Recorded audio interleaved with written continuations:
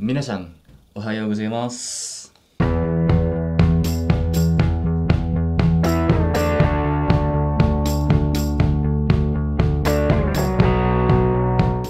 Kembali lagi dengan saya Aldi di channel Sinonggi Kanji. Oke, pada hari ini kita akan bicara tentang potongan-potongan apa saja yang harus kita bayarkan ketika kerja di Jepang. Nah, banyak orang yang mengira ketika kerja di luar negeri atau salah satunya di Jepang ini karena gajinya katanya yang terlampau tinggi atau relatif lebih tinggi daripada gaji di Indonesia, orang berpikir auto kaya begitu, auto banyak uang, atau bisa beli apa saja. Jangan dulu, sekarang kita lihat potongan apa saja yang harus kita bayar sehingga gaji yang kelihatan banyak itu bisa menjadi segini. Nah, kita mulai, ya saya ambil contoh di bulan Maret ya, karena di bulan April kurang lengkap, saya kurang tahu naruhnya di mana. Dan di bulan Mei ini semua pembayaran belum dikirimkan. Oke, kita mulai dari pembayaran gas. Nah, ini dia. Oke, pembayaran gas di bulan mana ya bulannya? Nah, ini ya. Bulan Maret 2020 itu mencapai 4.543 yen. Ini ya. Oke, dengan pemakaian 54 metrik kubik. Ya, ini untuk pembayaran gas selama sebulan. Nah, selanjutnya kita masuk di pembayaran listrik. Ini dia, bulan Maret tahun 2000, tahun 2 ya. Di sini tahun 2 Reiwa. Tanggal 11 batas pembayarannya. Nah, ini ada bacanya di sini, Denki go Shioryo no Oshirase, pemberitahuan pembayaran listrik. Dan yang harus kita bayar adalah 7.498 yen selama sebulan. Dengan pemakaian 327 kilowatt per hour. Nah, itu dia untuk jadi totalnya sudah berapa ya? Sekitar 700, sekitar 12.000 yen.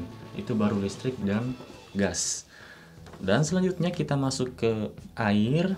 Nah, kalau air ini relatif lebih murah dan pembayarannya 2 bulan sekali. Dan pemakaian air untuk di bulan Februari hingga Maret itu berkisar, bukan berkisar ya, ini sudah jumlah yang sudah dibayar 3.343 yen. Nah, itu untuk air, listrik, dan gas. Jadi ini jika tidak dibayar berdasarkan tanggal yang telah ditentukan di pemberitahuan ini, maka akan diberikan surat teguran. Nah, seperti itu. Dan dalam jangka waktu sekian di dalam surat teguran itu, jika tidak dibayarkan maka akan dilakukan pemutusan. Seperti itu. Nah, untuk listrik, air, dan gas ini dia akan menyesuaikan berdasarkan musim. Jadi seperti di video sebelumnya saya sudah pernah mengatakan bahwa adaptasi musim itu penting sekali. Jadi misalnya ketika masuk musim dingin, pembayaran listrik itu bisa naik sampai 2 kali lipat. Nah, kenapa? Karena kita membutuhkan AC penghangat. Nah, kalau masuk musim semi seperti sekarang, musim semi sampai musim semi dan musim gugur, itu relatif lebih sedikit pemakaian listriknya karena kita jarang menggunakan AC. Nah, masuk musim panas itu akan meningkat lagi. Kenapa? Karena AC dingin yang kita butuhkan. Seperti itu. Dan selanjutnya asuransi.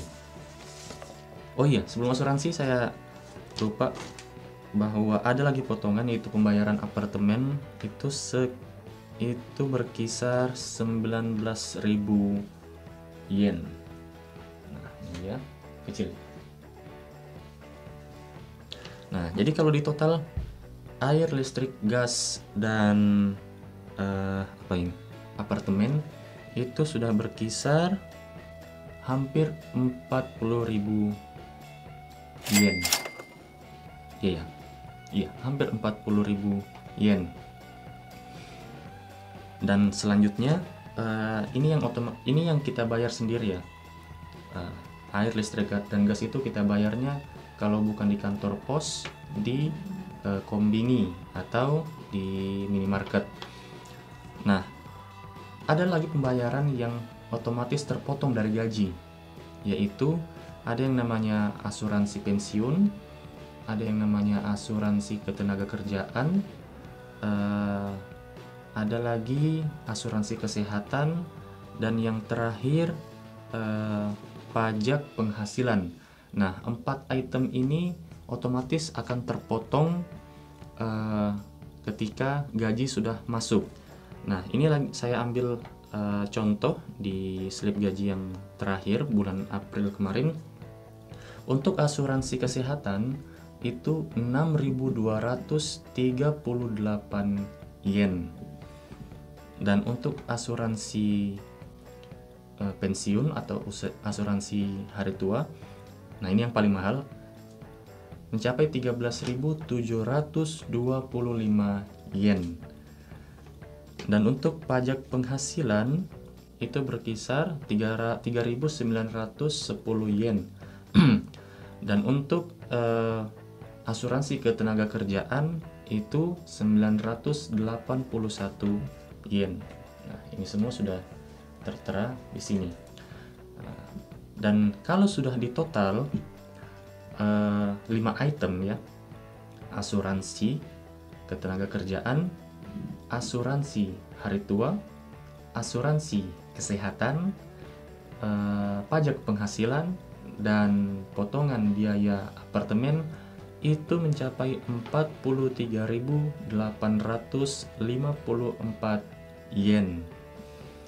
Dan kalau di total secara keseluruhan ini mencapai hampir sekitar 50.000 yen lebih.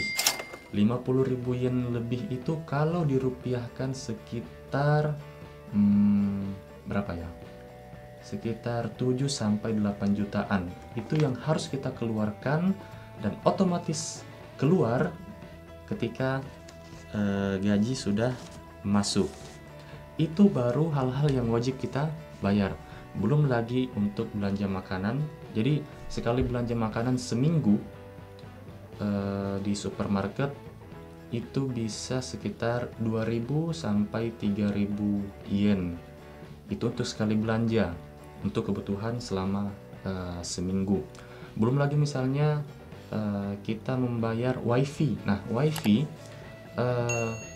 terakhir kita bayar itu 4.000 yen untuk pemakaian 120 GB.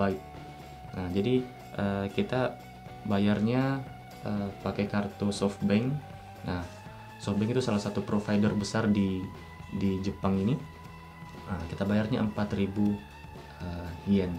Jadi dari total yang wajib kita bayar tadi hampir 60.000 yen, ditambah lagi wifi, ditambah misalnya belanja harian, belanja mingguan 2.000 yen kali 4 berarti sudah sekitar